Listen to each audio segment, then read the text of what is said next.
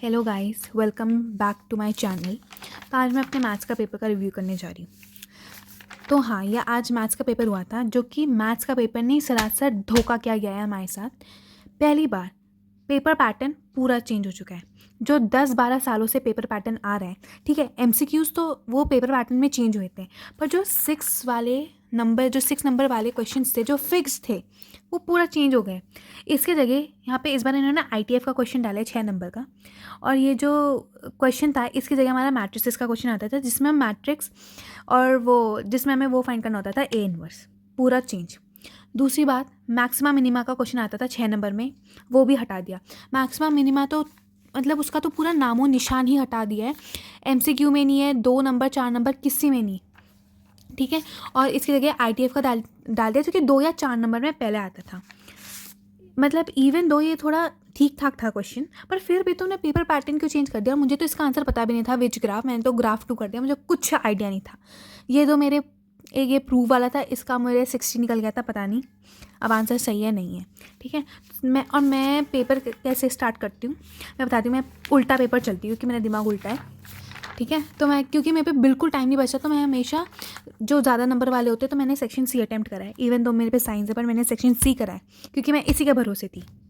पहला क्वेश्चन आया नहीं, पता नहीं इसकी वैल्यू, मतलब पहले मैंने पी निकाला, उसके बाद मैंने उसकी 10 की वैल्यू लिखी, तो मेरा 66.5 कुछ ऐसे ही आ रहा था। ऑप्शन ही नहीं है, मैं 93 टिक करके आई है, पता नहीं क्या है उसका आंसर, पर बाकी सारा ठीक ठाक था।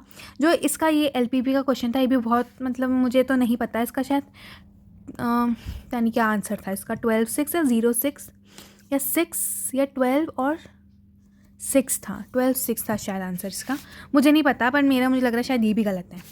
ये हो गया था ढंग से, बाकी सब ठीक था। सेक्शन सी के भरोसे पहले तो मैं बहुत खुश हुई थी क्योंकि मैंने सेक्शन सी करना से स्टार्ट करा था, ठीक है, पर मुझे पहले क्वेश्चन नहीं आया था, पर फिर मैंने इसको छोड़ दिया था, तो मैंने लास्ट में ये टिक कर दिया। उसके बाद फिर मैं उल्टा चलने लग गई। ये वाला पहले मुझे लगा कि ये मैट्रिक्स का क्वेश्चन है, पर फिर मैंने लास्ट वाला पढ़ा तो तब से तो समझ आ गया था ये बेस थ्योरम का है। ये इसका आंसर मेरा 1/10 आया है, वो भी मुझे गलत लग रहा है, पता नहीं क्यों। इसके बाद ये था डिफरेंशियल इक्वेशन, हो गई थी सॉल्व, ये वाली मैंने करी थी। उसके बाद ये और ये वाला था। पहले मैंने सोचा था मैं ये वाला करूँगी, पर फिर मैंने सोचा लेंथी होगा, पर लेंथी ये भी था, तो फिर मैंने ये स्टार्ट कर दिया। मेरा आई डोंट नो, कभी भी इंटीग्रेशन का क्वेश्चन नहीं होता, और पहली बार इंटीग्रेशन का क्वेश्चन प्रूव हो गया था, √2 - 1 पाई। ये मैंने आई लेकर करा था, ठीक है। उसके बाद इसका डाउटफुल हूँ मैं, मुझे कुछ नहीं पता इसमें प्रोबेबिलिटी। और ये फिर ग्राफ वाला क्वेश्चन फिर आ गया था, इसमें तो मुझे समझ ही नहीं आया था कौन से चैप्टर का क्या है। मतलब स्लोप तो हम f' निकाल सकते थे, पर कोऑर्डिनेट्स और ये क्या था कुछ नहीं पता, तो मैंने ये वाला कर लिया, मेरे से प्रूव हो गया था ये। इसके बाद इसमें मुझे नहीं समझ आया, शायद मैंने I8 से करके लिखा था। ये वाला भी मेरा नहीं प्रूव हुआ, पता नहीं क्यों। और डिटर्मिनेंट्स का 4 नंबर का दे दिया, वैसे 2 नंबर का होता है ये, पहले 6 नंबर का आता था, पर वो भी हट चुका है ये। इसमें ये था, पहले मैंने इसको 0 बनाया, फिर x³ - y³ का फॉर्मूला लगाया, पर तभी भी नहीं हुआ, तो मैंने =0 लिख दिया कि हैंस प्रूव्ड करके। पता नहीं, शायद 1-2 नंबर कट सकते हैं उसमें। इनमें से मुझे ये क्वेश्चन नहीं आए। ये वाले तो पता नहीं क्या ही क्वेश्चन था, इतना ईजी क्वेश्चन दे दिया था इन्होंने, मैट्रिक्स में ये दिया था इन्होंने। फिर ये प्रूफ, ये तो मुझे नहीं पता था, और मैं सोची थी मैं लास्ट में करूँगी, लास्ट में बिल्कुल टाइम नहीं मिला, तो 2 नंबर फिर गए। इसका भी शायद, हाँ इसका शायद हो गया था सही, ये भी आ गया था मेरा।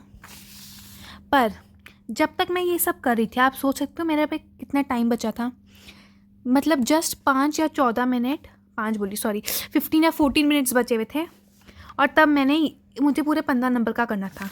मेरे हाथ लिटरली ऐसे ऐसे ऐसे काँप रहे थे, क्वेश्चन भी नहीं पढ़ रही थी मैं। और जो ये वाले हैं ना, ये तो मैंने टिक लगाया, मैंने क्वेश्चन तक रीड नहीं कर पाया बिल्कुल, मतलब लास्ट मोमेंट पे जैसे एग्जामिनर आते हैं ना लेने, वैसे मैंने ABC करके कुछ भी लिख दिया था।